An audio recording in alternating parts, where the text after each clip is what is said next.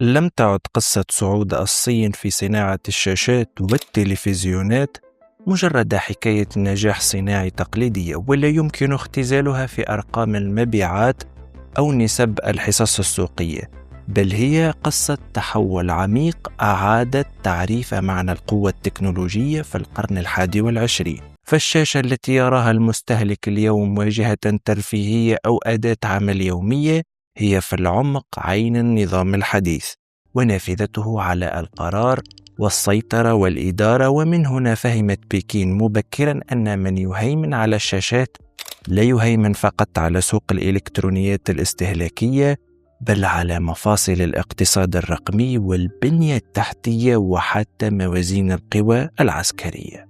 ففي بداية الألفية كانت الصين بعيدة عن مركز القيادة في هذا القطاع، وكانت اليابان وكوريا الجنوبية تتقاسمان الريادة وتتحكمان في التقنيات الأساسية لشاشات ال LCD والأولاد، بينما لعبت المصانع الصينية دور الورش الكبيرة التي تجمع أكثر مما تبتكر. لكن القيادة الصينية قرأت المشهد من زاوية مختلفة، واعتبرت أن الشاشة ليست مجرد مكون بل القلب النابض لأي جهاز ذكي، من الهاتف إلى التلفاز ومن السيارة إلى الطائرة المسيرة.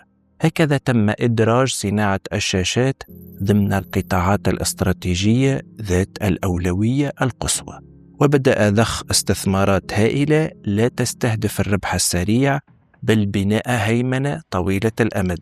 وهذا أمر بدأ العالم يألفه على الصين.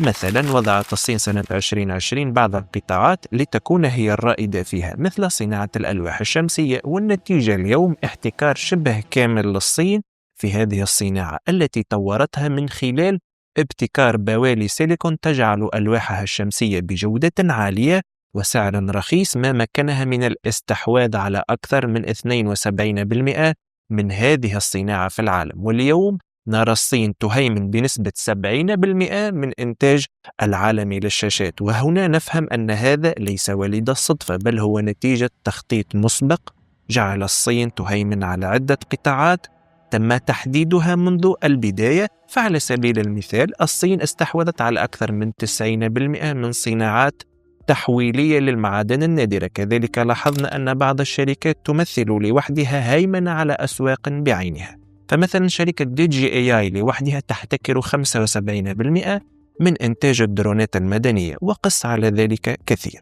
ولكن دعونا الآن نركز على صناعة الشاشات، موضوع هذه الحلقة. فالدعم الحكومي لهذا القطاع لم يكن خجولا أو محدودا، بل جاء على شكل قروض منخفضة التكلفة وإعفاءات ضريبية واسعة وتوفير أرض صناعية ضخمة وتمويل مباشر لمراكز البحث والتطوير. في الوقت نفسه استفادت الشركات الصينية من سوق داخلي هو الأكبر في العالم يضم مئات الملايين من المستهلكين، ما أتاح لها اختبار التقنيات الجديدة على نطاق واسع وخفض التكاليف بسرعة وتحقيق إنتاج ضخم يعجز عنه معظم المنافسين. بهذه المعادلة بدأت الصين أولا بكسر الأسعار، ثم بكسر التوازن العالمي للسوق عبر إغراقه ببضاعة ذات جودة عالية وسعر رخيص. ووسط هذا التحول برز اسم شركة BOE كعنوان لمرحلة جديدة. هذه الشركة التي كانت تصنف في السابق ضمن الفاعلين الثانويين تحولت في غضون سنوات إلى أكبر مصنع شاشات في العالم من حيث الحجم، ثم إلى منافس شرس في أكثر التقنيات تعقيدا وحساسية. BOE لم تكتفي باللحق بالركب، بل قررت تجاوزه واستثمرت عشرات المليارات من الدولارات في البحث والتطوير، حتى أصبحت تمتلك واحدة من أكبر محافظ براءات الاختراع في مجال التقنيات المتعلقة بالعرض. هنا انتقلت الصين من موقع المتعلم إلى موقع المبتكر، ومن موقع التابع إلى موقع القائد. واللحظة الرمزية في هذا التحول تجسدت في تطوير الشاشات القابلة للطي. فهذه التقنية لم تكن مجرد استعراض هندسي أو محاولة جذب إعلامي، بل كانت كسرا مباشرا لاحتكار كوري جنوبي طويل الأمد، ورسالة واضحة مفادها أن الصين باتت قادرة على المنافسة في أعلى هرم التكنولوجيا. لا في قاعدته فقط. ومع دخول شاشات BOE المرنة إلى الهواتف الذكية، أصبح المستهلك الغربي يستخدم تقنيات صينية متقدمة دون أن يدرك ذلك، وأصبحت شركات كبرى تعتمد فعليا على مورد صيني في قلب منتجاتها الأكثر تطورا. لكن ما لم ينتبه له السوق في البداية هو أن هذا الصعود الاقتصادي كان يخفي خلفه أبعادا استراتيجية عميقة. فالشاشات لم تعد محصورة في الهواتف والتلفزيونات، بل أصبحت العمود الفقري للأنظمة الحديثة المدنية والعسكرية على حد سواء، كشاشات قمرة القيادة في الطائرات المقاتلة، شاشات خوذ الطيارين، أنظمة الرؤية الليلية، شاشات السونار في الغواصات، مراكز القيادة والتحكم، وأبراج المراقبة الجوية، غرف التحكم في شبكات الكهرباء والماء والسكك الحديدية. كلها تعتمد اليوم على تقنيات عرض متقدمة، والكثير منها يأتي بشكل مباشر أو غير مباشر من دولة الصين. هنا بدأ القلق الأمريكي يتصاعد، فوفق تقديرات حديثة تنتج الصين أكثر من 70% من شاشات العرض في العالم مثلما قلنا، وتتصدر أيضا إنتاج شاشات الأولاد المتقدمة. هذا يعني أن سلاسل الإمداد العالمية بما فيها تلك التي تدعم الأنظمة الدفاعية الأمريكية باتت معرضة لأن تصبح رهينة لقرار استراتيجي في بكين. وزارة الدفاع الأمريكية تنفق حاليا مئات الملايين من الدولارات سنويا على شاشات عرض حيوية لمهام عسكرية، مع توقعات بتضاعف هذا الرقم خلال العقد المقبل، بينما يكاد يختفي الموردون غير الصينيين من السوق. علاوة على ذلك، فالتحذيرات لم تعد نظرية أو أكاديمية، فتقارير أمنية أمريكية كشفت في الآونة الأخيرة عن وجود أجهزة إرسال خليوية مخفية داخل محولات طاقة شمسية صينية الصنع، قادرة على تجاوز أنظمة الحماية ومنح الجهة المصنعة قدرة محتملة على تعطيل أجزاء من البنية التحتية للطاقة. هذا الاكتشاف فتح الباب أمام أسئلة مقلقة للغرب. إذا كان ذلك ممكنا في محولات الطاقة، فلماذا لا يكون ذلك ممكنا في الشاشات المتصلة أصلا بالإنترنت؟ ماذا لو تم تمرير تحديثات خبيثة عبر الهواء تؤدي إلى تعطيل شاشات قمرة القيادة أثناء الطيران، أو تجميد أنظمة العرض في لحظة اشتباك عسكري؟ حتى الأعطال الجزئية أو المتقطعة قد تكون كافية لتقويض الثقة في هذه الأنظمة وشل القرار في لحظة مصيرية. وحتى في حال افتراض حسن النية وغياب الأبواب الخلفية، فإن الهيمنة نفسها تتحول إلى سلاح.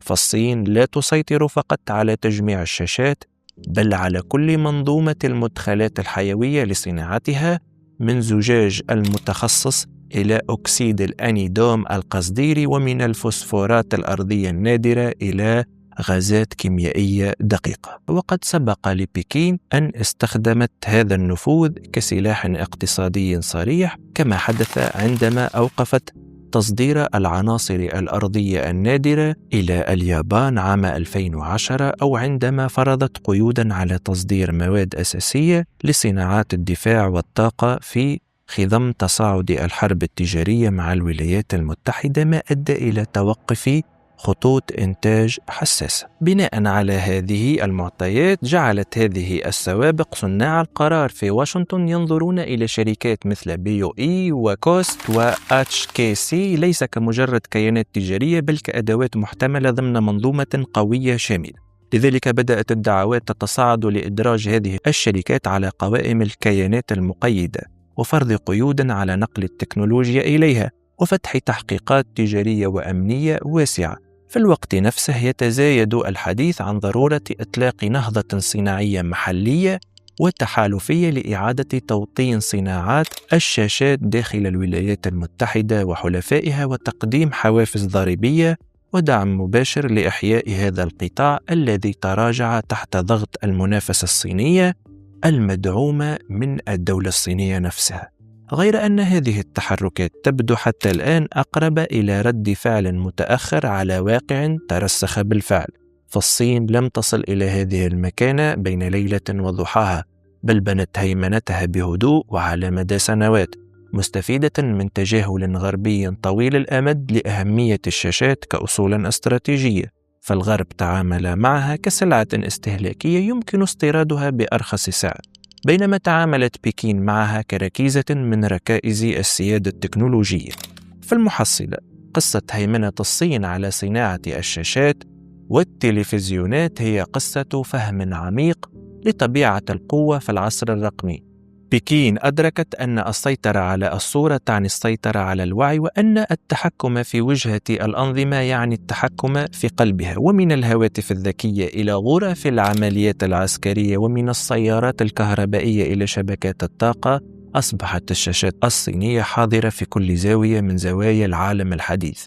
ولهذا لم يعد السؤال اليوم هو كيف صعدت الصين بهذه السرعة، بل كيف سمح لها العالم بأن تفعل ذلك دون مقاومة تذكر، وإلى أي مدى يمكن لهذا التفوق الصامت أن يعيد تشكيل موازين القوى حين تصبح الشاشة ليس سلاحا تقليديا في مفهومها التقليدي، بل سلاح يمكن أن يركع عدة دول. والصين الآن تقولها بصراحة: نحن اليوم القادة في صناعة الشاشات، نحن اليوم من نبتكر التكنولوجيات الجديدة، ولم نعد في حاجة إلى تقليد الغرب أو تركيب تلك المنتجات، لأن الصين اليوم فعلا قولا وحقيقة على أرض الواقع هي المبتكر الأساسي في قطاع صناعة الشاشات. وحتى إن قام الغرب بتوطين تلك الصناعات مجددا، فإنه سيعتمد على التكنولوجيا الصينية بطريقة أو بأخرى. وهنا الغرب متخوف من نمو التنين الصيني الهائل خلال العقود القادمة، لأن مفاتيح التكنولوجيا لم تعد بيد أمريكا أو الغرب، بل أصبحت في يد بكين. أرجو أن أكون قد وفقت في نقل المعلومة. إذا أعجبك هذا النوع من المحتوى فاشترك الآن في قناة اقتصاد العالم حتى يأتيك كل ما هو جديد.